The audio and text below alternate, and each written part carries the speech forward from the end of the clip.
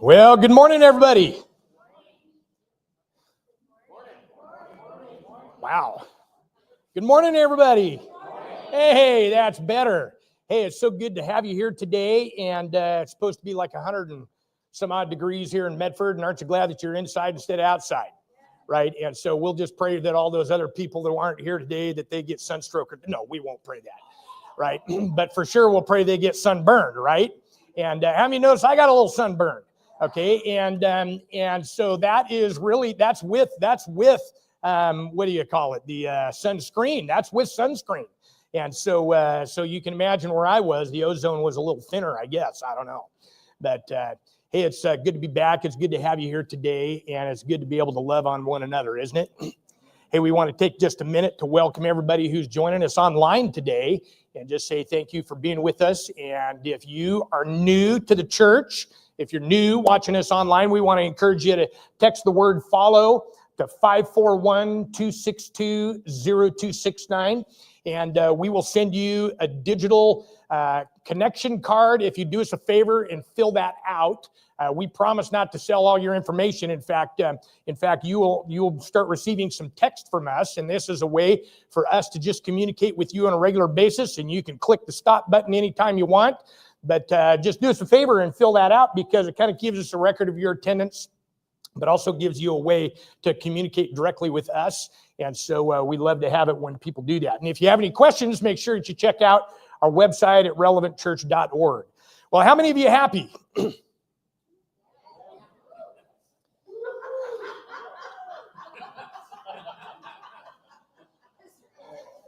I got like 3 people still waving their hands in the back. How many of you happy? Anybody happy? Okay.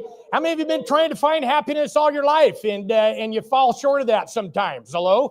And so today, here's what we're going to do is I want you to turn in your Bibles to John chapter 10, if you have a Bible with you. If you don't, you can download a free version of that in some kind of an app, and you could go to like the U version or something and just download that, and you can follow along. And if you don't have a Bible or an app or anything like that, don't worry, never fear. We've got some slides that we'll show you of the text that we're going to read. But today, here's what we're going to do. We're going to be in part 4 of a 5-part series, which means that next Sunday, we're going to end this series on a question that we've been wrestling with. And it's just simply this, is how do I find happiness?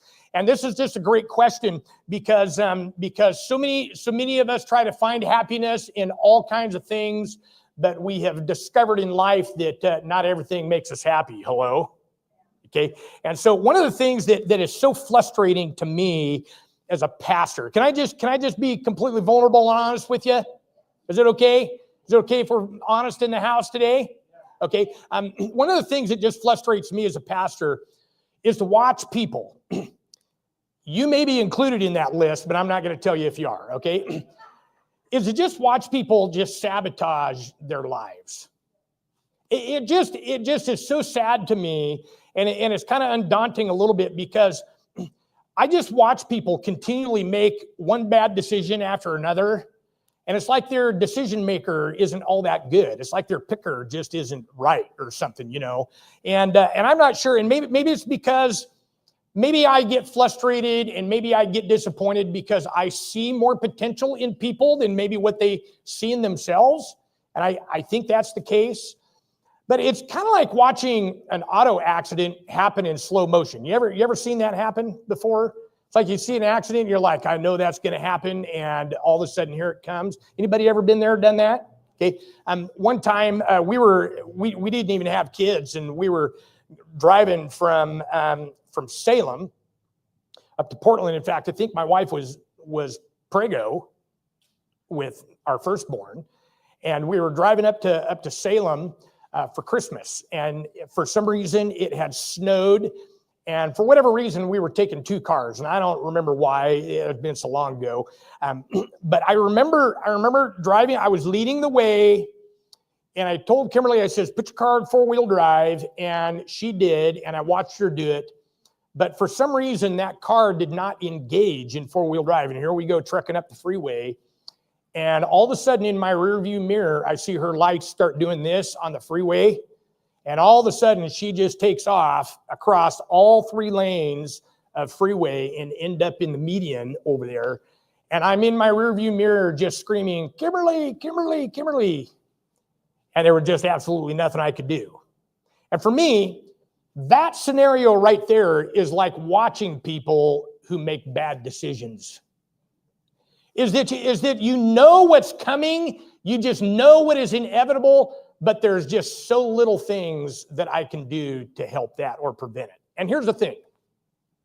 Jesus, in Matthew chapter 6, said that in this life, you will have trouble. How many of you discovered that to be true?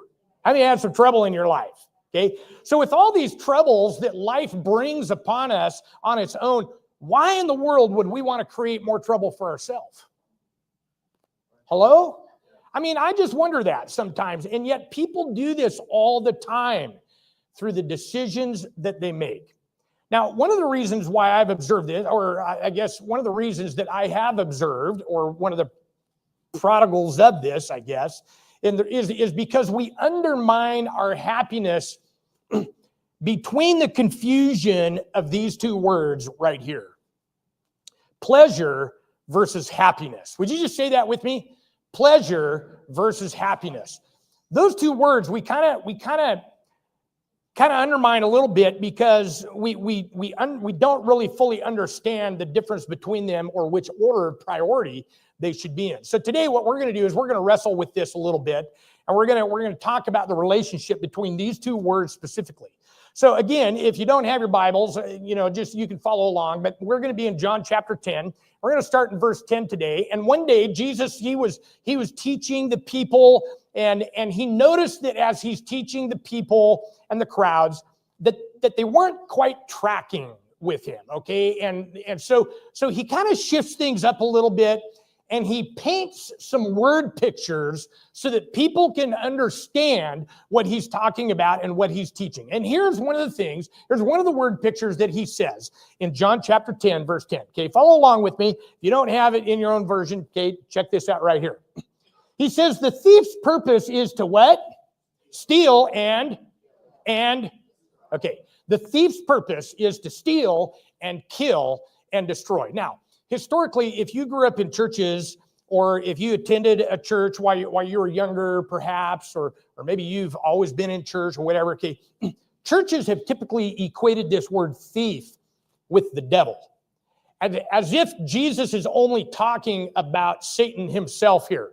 And though that is absolutely true, that the devil is a thief, okay, who comes to steal, kill, and destroy, this word that Jesus actually uses here isn't just referring to Satan or Lucifer or the devil or whatever label you want to put on that nasty character, okay? But really the word here means anyone or anything that steals. Okay, anyone or anything that steals. Now this is important for you to grasp here as we kind of set the stage for what's happening today. Now, here's what I want you to evaluate. When you think over your life, over all the things that you've done, over all the things that you've been robbed of, over all the things that you made bad decisions of, thief could represent any person or anything that stole something from you. Could be anything or anyone that took something from you, that killed something in you, or that destroyed something in you. Okay? So when you think over your life, a thief is any of those things. Now, here's an important question for you as we kind of continue to lay some groundwork. Who in your life has the greatest potential to steal, kill, or destroy something in you? Say that again real loud. Okay? You. That is the answer. All of us. All of us have the potential to be the greatest adversary in our life. And that's the reality, is that ourselves are the biggest thief to me. You have more potential to steal from you, to kill something in you, to kill relationships, to destroy everything in your life more than anything else or anyone else. The answer is you. Now check this out.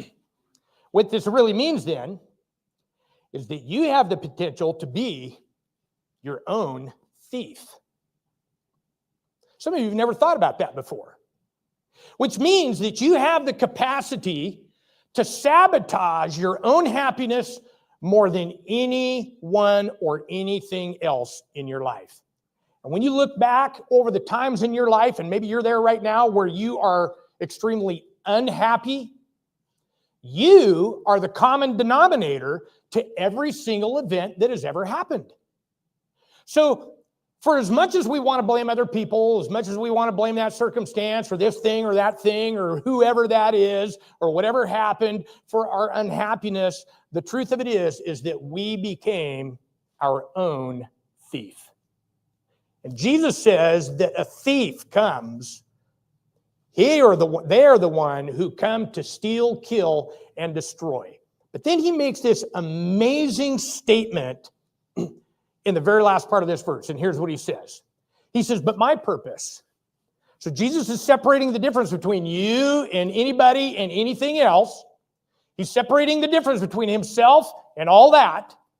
Separating the difference, okay, between all the thieves in your lives. And he says, my purpose is to give them a rich and what? Oh, isn't that what you're after? That's what I'm after. I want to have a rich and satisfying life. I want that more than anything. I want to experience happiness in everything that takes place. Now, when I grew up in the 70s and early 80s, when I was a younger person and teenager, there was this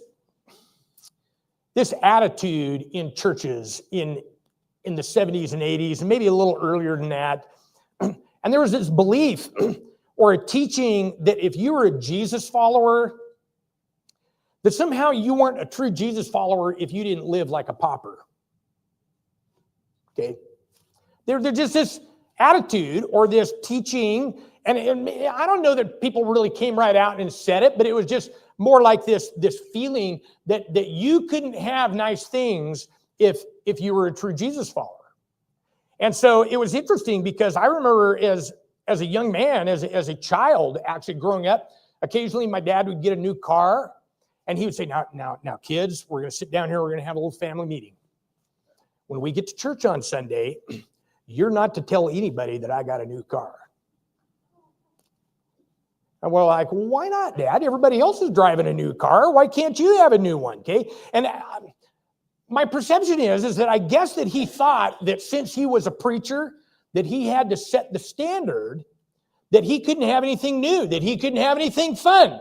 And so as a result of that, when I was a young man, I began to develop this image that to be a true Jesus follower, you couldn't have anything that had to do with fun.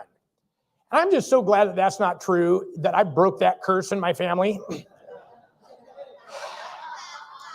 I got lots of stuff in my shop that's fun, okay? I just didn't believe in that, not one bit, okay? And so it's a different day, okay? And how many of you glad that really isn't true? Because when we read the words of Jesus, he says, my purpose is to give them a what? Rich and satisfying life.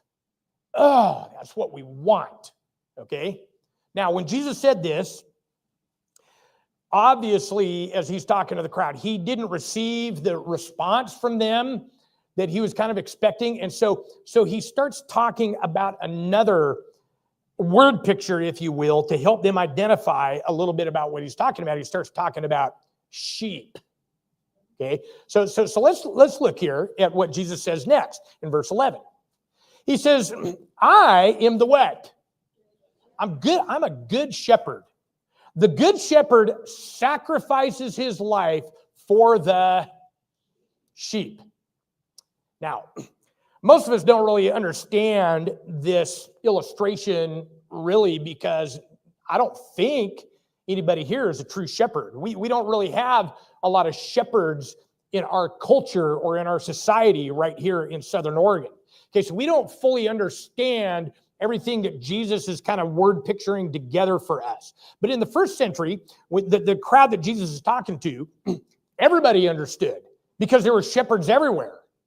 Now, this is really important to know if you're new to church, or if you're kind of following along, or if you're checking us out online, or maybe you're just visiting, or maybe you have returned for whatever reason and you're just kind of checking things out, but you had a bad experience. Okay, I just want you to understand something here.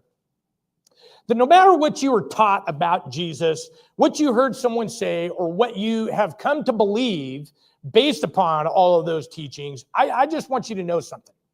That the entire context of the Bible, if you read it from cover to cover and look at everything that's in between and just kind of take a 100,000-foot view of what the entire Bible is really all about, what you're going to discover is that the entire premise of that is that God sent his son, Jesus Christ, into the world to die and to be a good shepherd and to die and to lay his life down for you. That's the entire context of the Bible. And Jesus says that good shepherds are willing to sacrifice their lives and lay them down for his sheep. Now listen, anybody who is willing to lay down their life for you, anybody, okay, I just want you to know that they are for you, not against you. Think about that. Which means that all of us have a decision to make. That all of us come to a crossroads to either follow the thief or to follow the good shepherd. Now, the challenge with this passage here a little bit is that Jesus is really kind of referring to people, which includes us, as sheep. Has anybody here ever owned a sheep before? Okay, a couple of you have. Can I just tell you something? One of the things I've learned about sheep they're just dumb animals. Okay, now, which means that when we read what Jesus is saying, that sheep are dumb, that might actually be a little bit offensive to us. Okay, and I'm not trying to make offense here, and I don't believe Jesus is either. But listen, nobody should really be offended by what Jesus is saying here, referring to us as sheep. And here's a reason why, okay? Because when you think over your life, check this out. You bought it, you leased it, you ate it, you drank it, you smoked it, you dated it, you slept with it. Some of you actually married it. And you decided to do all of that on your own. Okay? And some of you are actually glad that this slide isn't any larger because of all the other things that we could put on there, right? Okay? Right? I mean, come on now. And so all of this, because all of this list is because all of us have been a thief in our own life. And to put it the way Jesus would put it, some of us have just been dumb sheep. Okay? So either you can label it a dumb sheep or a thief. We have all been that in our own life. And Jesus is saying, look, I am the good shepherd. I came to lay my life down for you. And as offensive as it may be to use that word for you, Jesus is saying, I'm just asking you to follow me, to just follow me. Just take a step and just follow me. And if you do, I will give you a rich and satisfying life. Okay, so here's what you need to know, is that sometimes you are your own thief, but you're not the only thief in your life. And some of you just went, whew, okay, because here's the reason why, is because if you read the New Testament, specifically in the New Testament, you will see a word that comes up again and again and again that identifies this big problem in our life, and it's this word right here. Come on, say it with me. Sin. Come on, how many of you got that problem? How many of you got that problem? Come on. It's okay to be honest in church. I've been honest so far this morning. Okay, now check this out. This word that the New Testament writers use, they identify this word and they talk about this word as if it's its own identity or entity or power. That it has a mind of its own that you cannot control. Okay, so whenever you read the New Testament, you'll discover that is precisely how they would identify sin for you. And regardless of your theology or what you've been called to believe, we're all familiar with this term, aren't we? So you can define sin however you want, whether it be an Old Testament way or a New Testament way, or whether you define it your own way. Okay, that's totally cool. No matter how you define it, it always involves the disruption of peace in our life.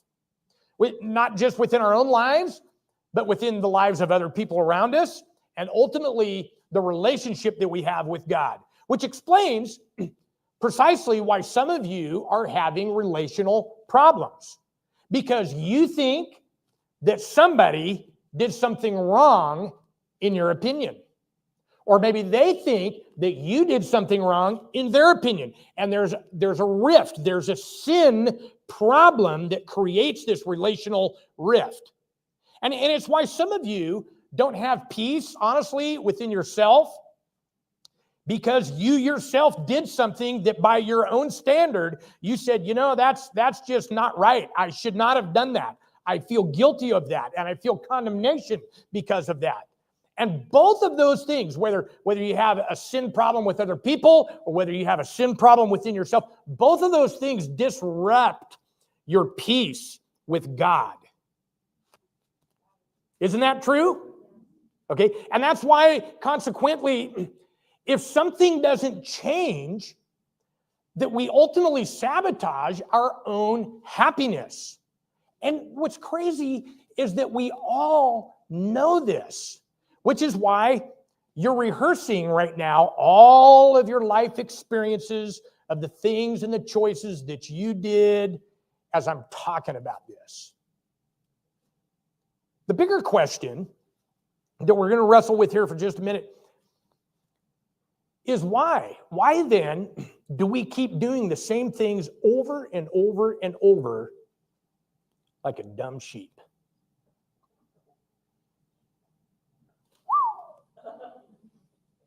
My name's Brian. I'm your friend. I'm just asking the really obvious question. I think one of the reasons, as we discussed a little bit earlier ago, one of the reasons is because of our confusion of these two words right here. Pleasure versus happiness. Come on, say it with me again. Pleasure versus happiness.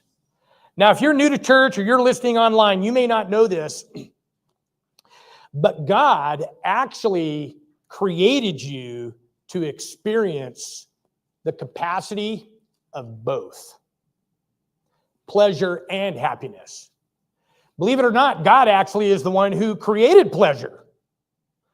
Okay, so so let me just talk about sex here for just a minute, and all of you will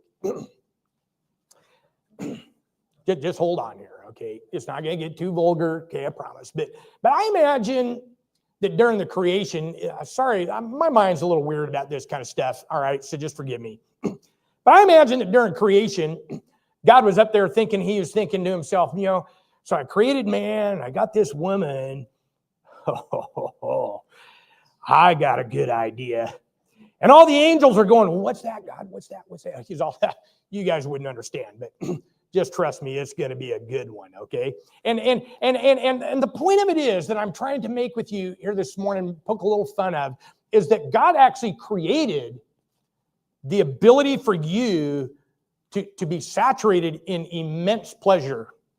He created you for that, okay? Just like he created you for the capacity of immense happiness. However, okay, check this out. The problem is how we prioritize those two words.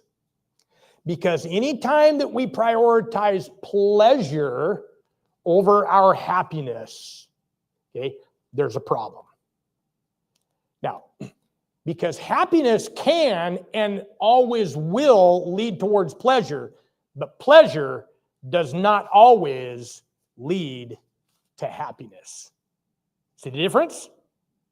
Okay, So here's the problem, is that if we continue to pursue what is pleasurable and chase after pleasure all the time, pleasure, okay, and ignoring the principles of happiness that we've talked about in this series, I'm just telling you, you're going to sabotage both.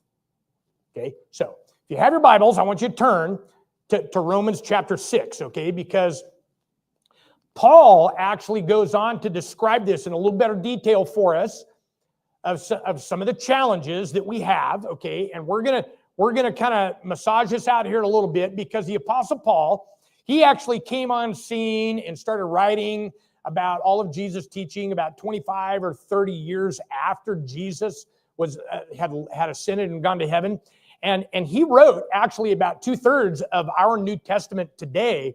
Primarily, he wrote that to non-Jewish people. They were Jesus followers, but he wrote it to what he referred to as the Gentiles, who were non-Jewish practicing believers. And so that you and I, that we could understand what Jesus was talking about in the context of his Jewish world. Okay, so Paul comes along and he says this in Romans chapter 6 and verse 16. He asks this question. He says, don't you realize that you become what's the word? Slave of whatever you choose to obey? That is a great question. It's a rhetorical question. In other words, Paul is saying, I really shouldn't have to explain this. You should already know, but let me identify this for you. That you become a slave to whatever it is that you choose to obey. And if you say yes to pleasure, for example, over and over and over and over again, guess what happens? Paul says that you become a slave to pleasure. To which we don't really want to think about that too much, but then he goes on to describe in verse 16, he says, you can be a slave to sin, which leads to what? Okay, or you can choose to obey God, which leads to what? Righteous living. In other words, Paul is saying that every time that sin comes knocking at your door, every time that sin comes creeping along, and you say, hey, come on in. Come on in, let's party. Come on in, let's find some pleasure together. Come on in, I believe that you have the ability to give me happiness. Come on in.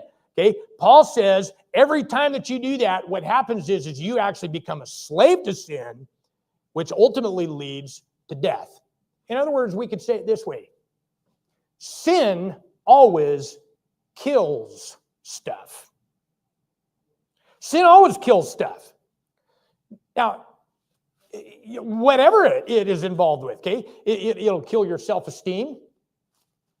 Okay, it'll kill your marriage. It'll kill your relationship with your kids. It'll kill your relationship with your boss, with your employees. It'll kill your relationship ultimately with God. Okay? Wherever there is sin, check this out, something is dying. Because sin always leads to what? Death.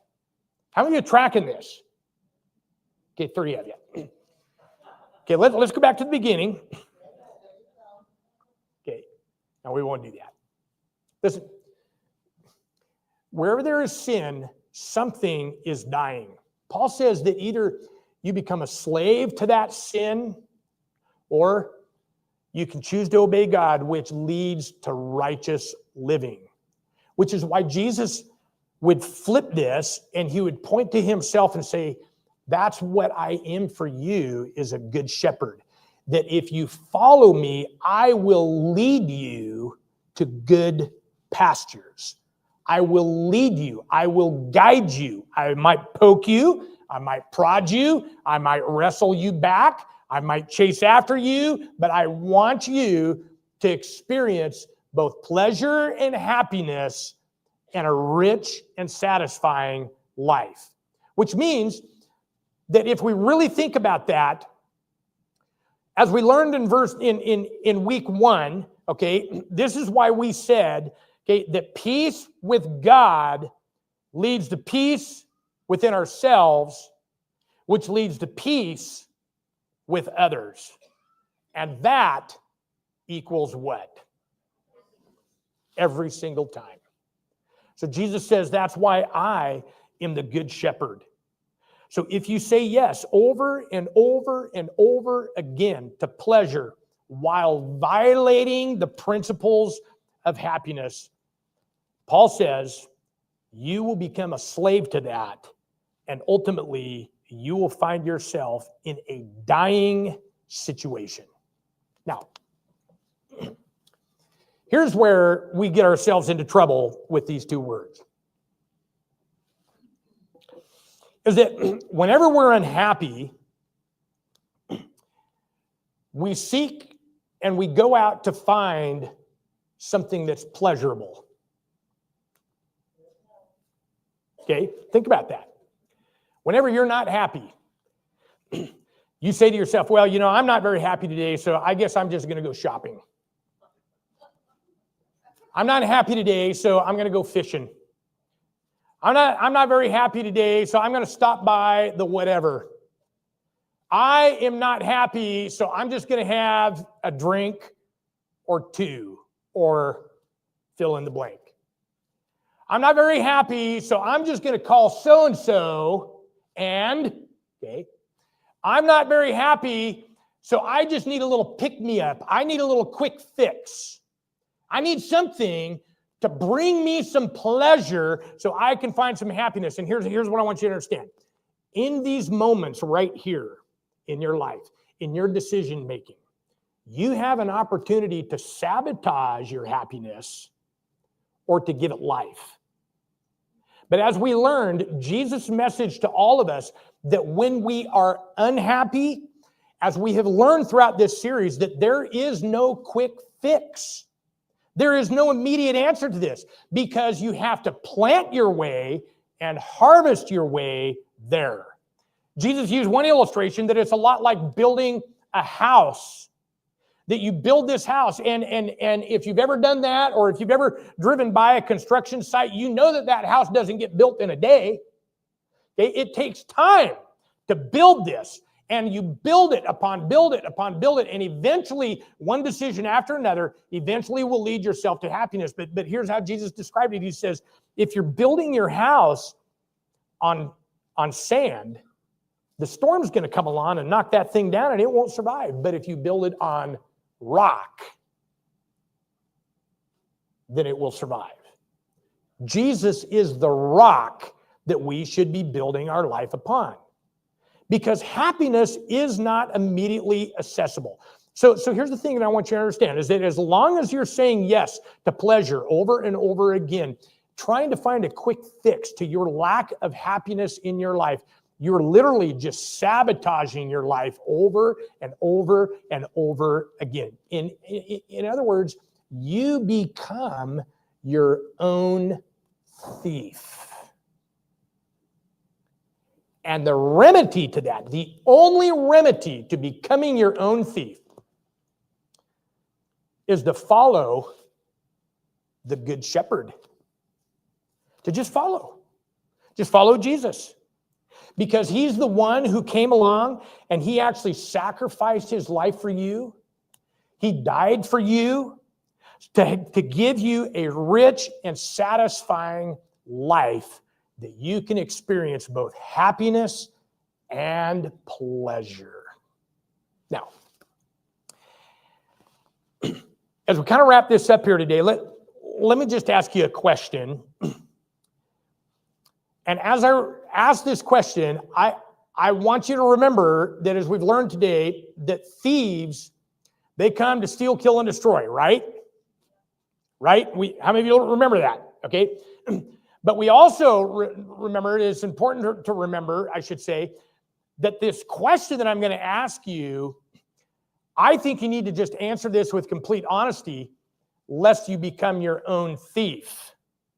Okay, and here's the question that I want you to evaluate. Is there a pleasure that is sabotaging your happiness?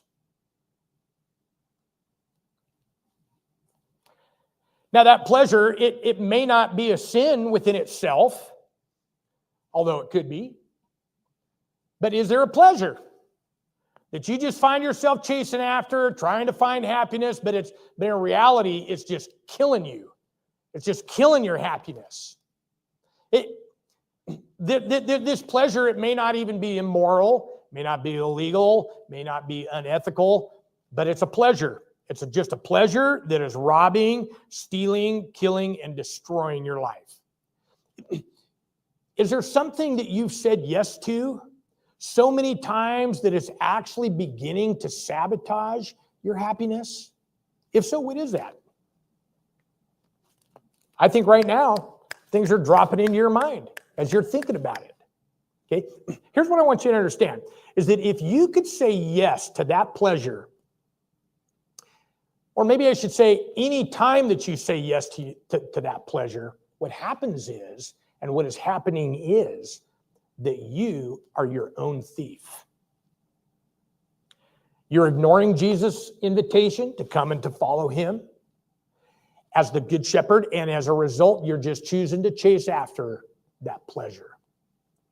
And here's what you already know, is that one day you will wake up and you'll look back and you'll say, man, I wished I would have said no to that pleasure, because it was sabotaging me. Not because the pleasure was necessarily wrong or necessarily a sin within itself, but because you just couldn't say no anymore. And as a result, you became a slave to that. And what you really need is somebody to come along and say, hey, come follow me. I'll be a good shepherd to you. Let me be your shepherd. And that's really what all of us need. So perhaps, as we think about this question today, perhaps you'd be willing to trade your pleasure for a good shepherd who will never, ever, ever sabotage your life. Maybe you'll come along and you just say, Jesus, I just pray you prevent me from sabotaging my life and just be the one who gives me a rich and satisfying life. Because if you'll exchange that, I promise you that'll be an exchange that you will never, ever, ever regret. Because Jesus said that I am the good shepherd. I am the one who laid down my life for you, for all sheep that aren't all that smart, so that you could have a rich and satisfying life. And so honestly, that's how we find our happiness. So I want to just invite you to stand to your feet right now, because I want to pray for you, because some of you, as we've been talking about this today, you've got a pleasure that's just been kind of pestering you, and you have become a slave to that. And I believe that the Holy Spirit has been speaking to every one of us about that one thing that we just need to take care of, and just ask Jesus to come in, forgive us of that, and make a choice to follow the Good Shepherd. So can I pray for you? Would you bow your heads and close your eyes? Jesus, today we just come before you. We recognize that you are the Good Shepherd. You're the one who laid down your life. Lord, you have given us so many tools to apply to our lives so that we would not become our own thief. And Lord, when we look over our lives, there's been many circumstances and choices and selections of things and decisions that we've made that we have just been the greatest sabotage. We are the common denominator to all of these things. And Lord, today it would be easy to point the finger and blame this or that or somebody or someone or a situation. But Lord, today we just want to take ownership of what we've made the choice to do. And Lord, as we do that, we just ask you to forgive us. And starting today, we just want to choose to build a house on solid rock. Today, what we're asking is that you'll help us, that as we follow you, that you will lead us into much better pastures of life, so to speak. that you will lead us, poke us, and prod us, and drag us along and chase after us when we begin to wander off, and that you will cause us to experience that rich and satisfying life and ultimately have happiness. But Lord, help us not to exchange pleasure for over happiness. Help us to get the priority right so we will not ignore the principles of happiness in exchange, but so that we can have both. So Lord, I just pray for everybody here today. And Lord, if there's somebody here today that perhaps has never made the decision to follow you, maybe today would be the first day, that they would just say, hey, I'm just choosing to follow. And whatever that means, Lord, for taking the next step, I just invite you to just come into their life as they open up their heart to you, open up their mind to you, that you will just fill them with the power of your presence. Let them be reminded that you love them and that you have invited them to follow you as well.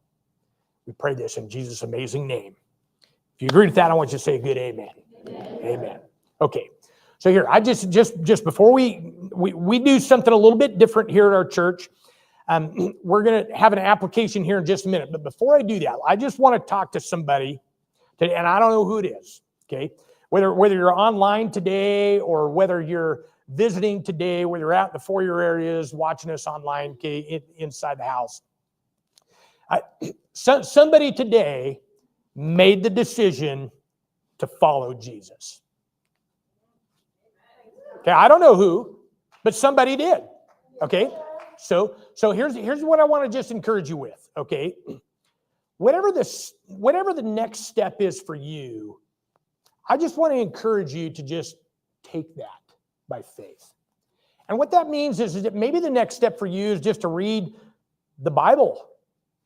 Maybe start in Matthew, Mark, Luke, or John and just read the story of Jesus and just take a step to follow Jesus. Okay, just take a step. Maybe another step for you is just to come back here next week and listen to part 5 as we wrap the whole thing up. It's going to be good. Okay, it's going to be the best one yet. Okay, so maybe that's another step. Okay, maybe another step is just to tell somebody that you made this decision. Maybe it's just to pray. Whatever the step is, just keep taking steps to follow Jesus, okay? Because as you do that, I promise you that what you've begun to do is build a house on solid rock. And you may not see immediate results, but eventually that house will become complete.